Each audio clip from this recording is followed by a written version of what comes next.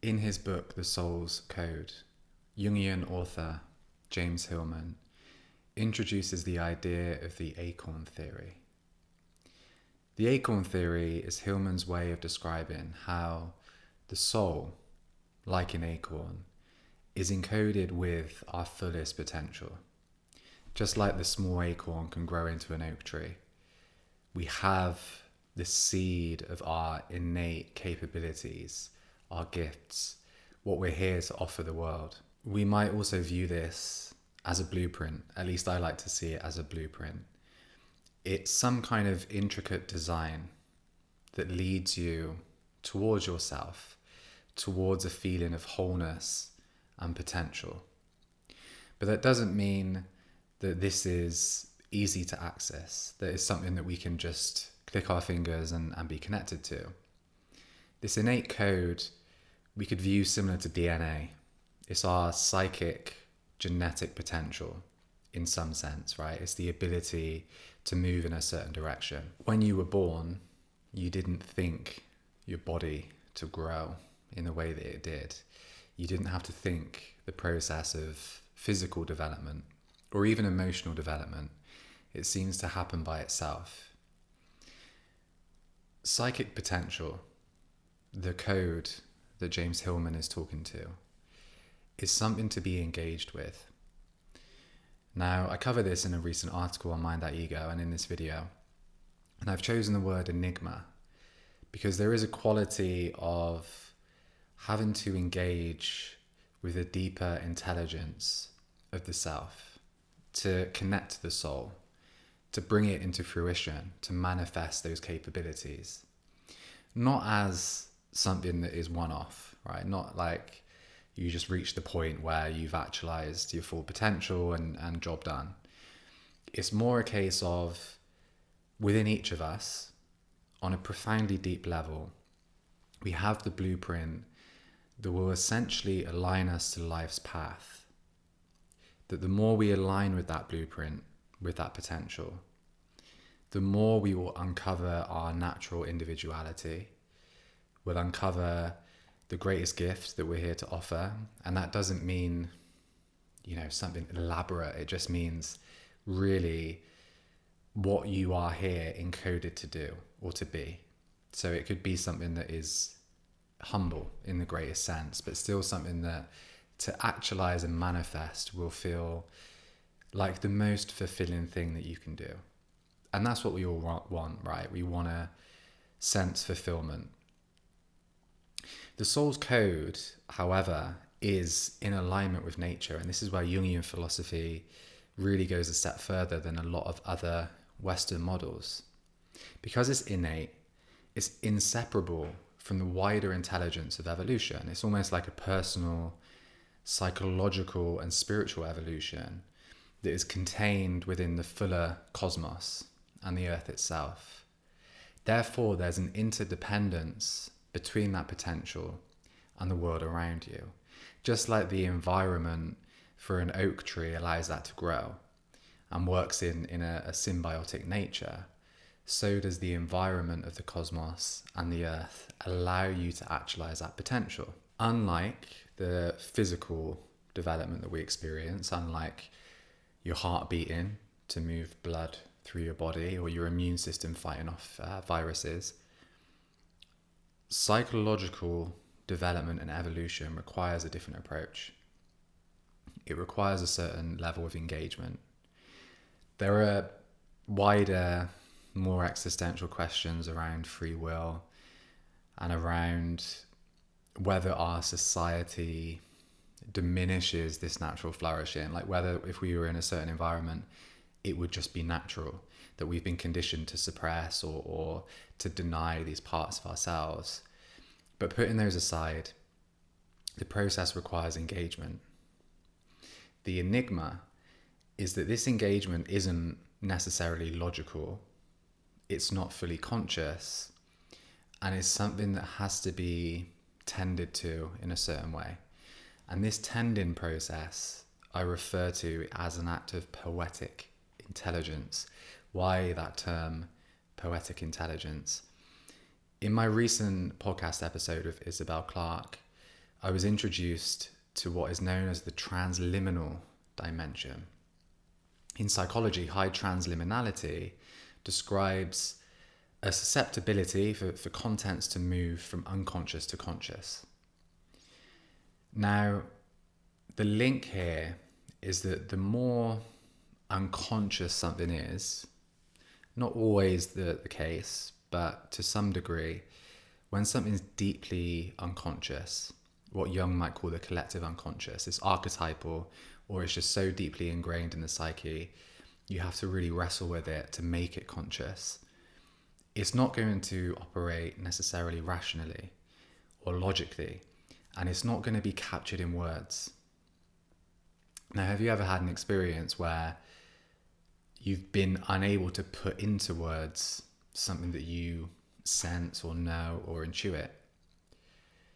These are all different types of intelligence. Poetic intelligence is the ability to be with the mythological, the symbolic, without necessarily having to put into that structure of language. Language is a beautiful thing, but it's pretty rigid when it comes to capturing these significant manifestations and symbols of the self and of the soul. So to engage with the process, there has to be a willingness to not fully know or understand, but engage with the enigma and allow the enigma itself to carry you along.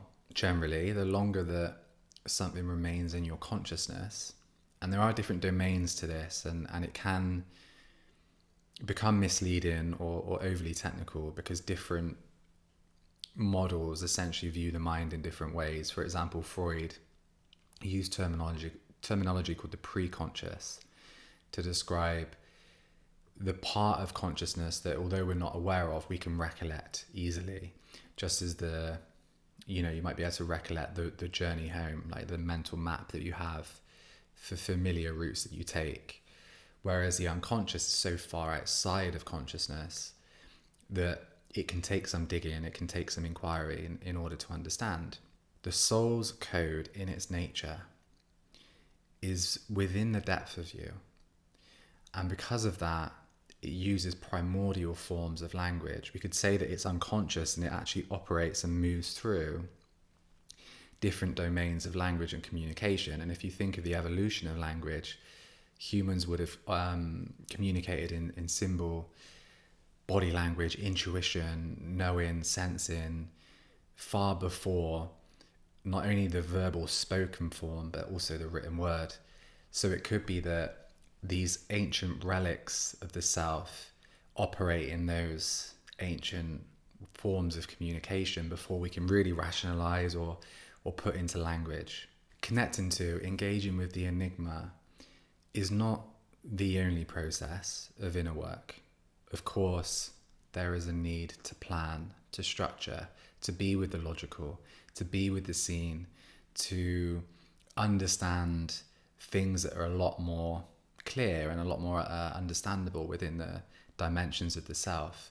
But this is one way of uncovering your unique life's trajectory through poetic intelligence, through working with symbol, the images that come to mind, the sensing, the knowing, the kind of hints that are just outside of consciousness that can be engaged with. Going back to transliminality, that is at its highest when we dream. It's almost as if the dreamscape sculpts the symbolic freely. And often, you wake up from a dream and you think that there's absolutely no coherence to it whatsoever. And yet, with poetic intelligence, being able to engage with the metaphor, the imagery, allowing those associations to develop in their own time, allowing essentially a higher level of intelligence of the psyche to present and support you in that process. So this is quite a foreign approach to the self, because it comes with the acknowledgement that the totality of you is largely unconscious, and that there are parts of your self that you have to engage with and that almost reveal themselves in their own time. There's a reason that the unconscious is seen as being outside of time and space. A dream you had 10 years ago might suddenly take on meaning after a few significant events alter the context of that. It might fall into place. You might have some kind of revelation or epiphany, or even just a subtle sense of the underlying interconnected flow of life that operates on the psychological and the so-called physical domain. So generally, when you emerge the soul's code, when you engage with it, and when you almost enact in that relationship, you're more likely to experience the poetic inwardly and outwardly as these two domains start to harmonize with each other. Inner symbol and poetry becomes reflected outwardly in life's experience that also becomes more poetic, more mythological. And that's an incredibly enlivening space to be in. That's something that just adds a deeper sense of meaning, a deeper sense of purpose, not even in what you do, just how you are and how you engage with the world around you. And it's really something that just to experience, even a glimpse of, can completely shatter any pre-existing ideology of this essentially lifeless universe of which we exist, the material, but that there's something more, that there's an operation of meaning and consciousness.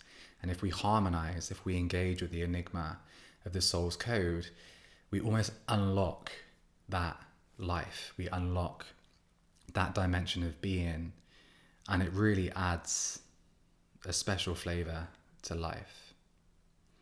There is no end point to this. There's a constant engagement, a constant desire to unwrap the enigma, to allow it to flourish in its own time. But that's good news, because it means there's no final destination to arrive at, but just an ongoing process of humbling oneself to the mystery of life, but actively engaging in it, rather than trying to hide from it, or rather than refusing the call to look within, to connect to the deepest part of you, and to bring that into your existence. It's not only what you need, but it's what the world needs too.